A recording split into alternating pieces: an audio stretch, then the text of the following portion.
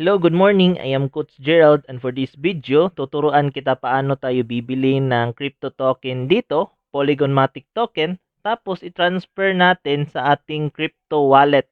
Okay, this will be a step-by-step tutorial. Pero bago ang lahat, intro muna tayo mga kapartners.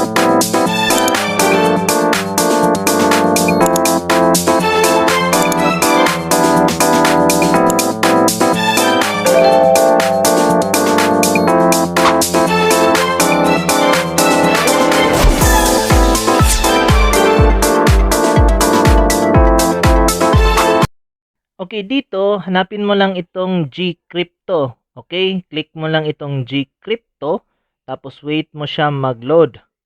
Ayan.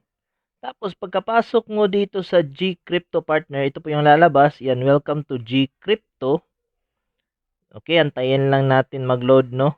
Antayin mo lang din na mag-load siya. Depende po yan sa iyong internet connection. Tapos dito, ayan, meron nakalagay, Hi Gerald. Kailangan mo munang i-click itong top up. Okay?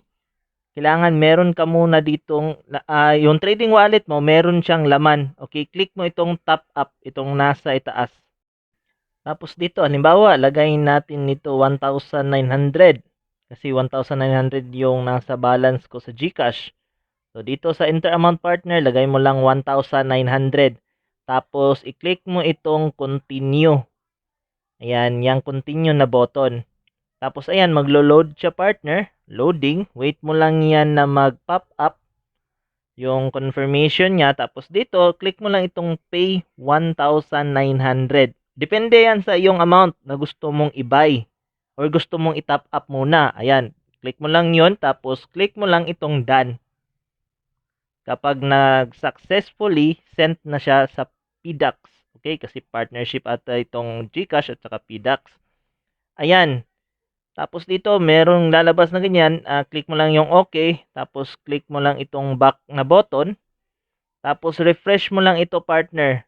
Okay, refresh mo lang, hantayin mo lang siya na pumasok yung trading wallet mo na tinap up. Ayan. So ayan na, 1,900 ang laman ng aking trading wallet. So dito, yung next naman na step mo ay i-click mo itong buy. Okay, kasi bibili ka ng crypto token. Yung video tutorial natin, Polygon Matic token yung bibilhin natin.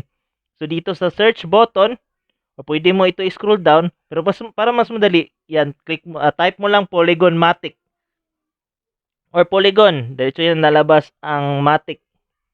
So dito sa PHP, enter PHP amount, pwede mo ilagay yung total amount.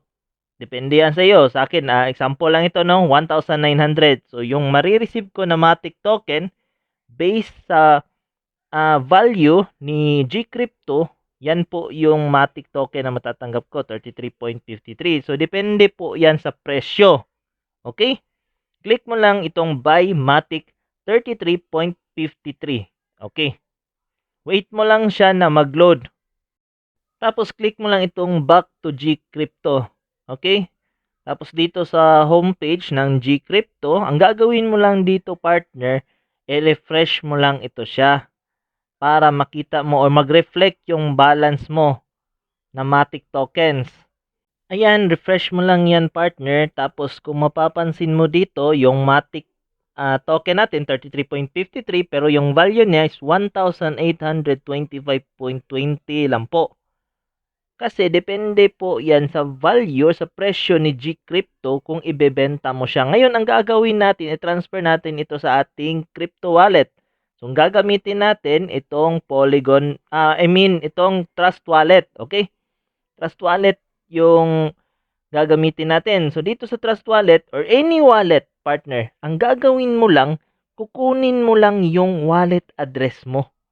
Okay, click mo lang yung Polygon Matic, tapos click mo lang itong receive. Okay, click mo lang yung receive, tapos click mo yung copy. Kasi kukunin mo nga yung wallet address mo. Okay, click mo yung copy, tapos balik ka doon sa Gcrypto. Ayan, partner. So, ganun po yung steps, okay? Para ma-transfer natin yung token natin from Gcrypto to your wallet, crypto wallet, okay? So, ganun pa rin po yung steps. Open mo yung Gcrypto mo. Ayan, ganyan po yung lalabas. Welcome to Gcrypto. So, antayin mo lang siya na mag-load partner, no? Kasi nakadepende po yan sa iyong internet connection. Kung gaano kabilis yung signal mo. Ngayon naman, ang gagawin natin, click natin itong Polygon-matic. Okay? Tapos dito naman sa Polygon-matic, yung i-click mo dito partner is itong send. Kasi ita-transfer mo yung Matic tokens mo to your wallet, crypto wallet. Okay? So yan po yung i-click mo, yung send na nasa itaas. Okay? Pag na-click mo na yung send, yung lalabas naman partner ay ito. So dito kay Matic, ang i-click mo lang, pwede mo i-click agad yung max. Ayan. Tapos enter address of recipient. Paste mo lang dito yung crypto wallet mo. Yung kanina na pinakita ko, sample po yon, crypto wallet ng aking Trust Wallet na Polygon-matic. Ayan. Tapos ang gagawin mo dito partner, kung mapapansin mo partner, click mo lang yung Sendmatic na nasa ibaba. Okay? Tapos you are about to send. Ayan, meron siyang notification dyan. So click mo lang yung Sendmatic. So wait mo lang yan partner. Click mo lang yung okay. Tapos click mo lang yung Sendmatic. So, ayan. Wait mo lang siya partner, no? So, ang gagawin mo partner, kung ganun, nag-error siya, ulitin mo lang yung steps. Okay? Open mo lang ulit yung Gcrypto mo dito sa yung Gcash. Ayan, so click mo ulit yung Gcrypto or open mo ulit yung Gcrypto mo. So, dito, hanapin mo lang yung Gcrypto, tapos i-click mo. Tapos, wait mo lang siya na mag-load partner. Ayan, welcome to Gcrypto. Okay, so ganito po yung steps, no? At least napakita ko sa iyo. If ever na magka-error. Okay? So, ulitin mo lang yung steps partner. Ayan.